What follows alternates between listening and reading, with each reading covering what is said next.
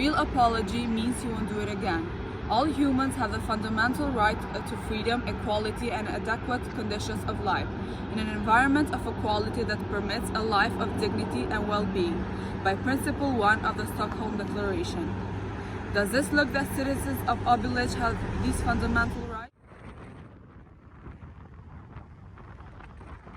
They are human, are they not? So why don't they have the rights that they deserve, mainly because they are humans?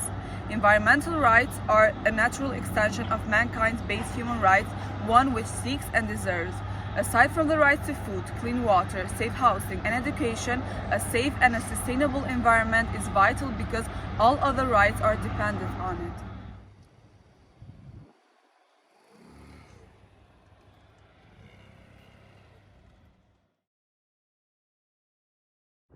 Like many other man-made activities, quarrying causes significant impact on the environment.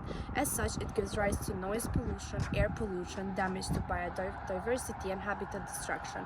This not only causes negative effects on health, but can also have physical effects on the surrounding plants. It has been proven that dust created from quarry rocks can cause major health hazards. The invisible toxins that are dispensed in the air that inhabitants of the area unconsciously breathe contribute to lethal conditions of the relevant individuals. People residing near these quarry sites have the absolute right to live in a non-polluted environment like many other citizens.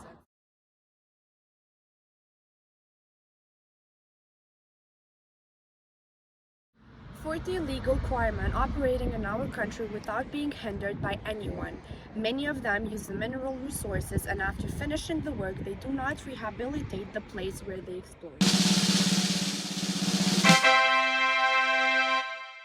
Land rights in law, but not in reality.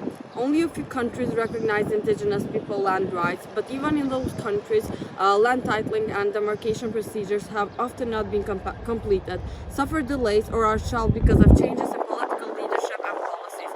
Even where indigenous people have legal title to their lands, these lands are often leased out by the state as mining or logging concessions without consultations of indigenous people, let alone their free and prior informed consent. The lack of legal security of tenure remains a crucial issue for indigenous people almost everywhere. The United Nations Declaration on the Rights of Indigenous People expresses that in many of these articles, but one provision in particular. Article 32 gets at the core of the concept. Article 32.1. Indigenous people have the right to determine and develop priorities and strategies for the development or use of their lands and territories and other sources.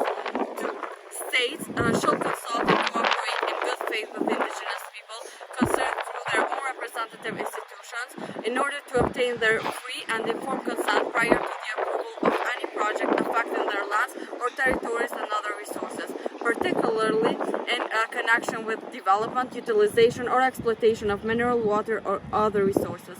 Point 3. States shall provide effective mechanisms for just and fair redress for any such activities, and appropriate measures shall be taken to mitigate the adverse environmental, economic, social, cultural, or spiritual impact. Secure ownership of their lands and resources will have an enormous impact on the poverty, discrimination, killings, and other human rights violations experienced by nearly all indigenous communities. Helping indigenous communities to protect their lands is now recognized as one of the most effective means to protect the environment, reduce deforestation, and mitigate climate change.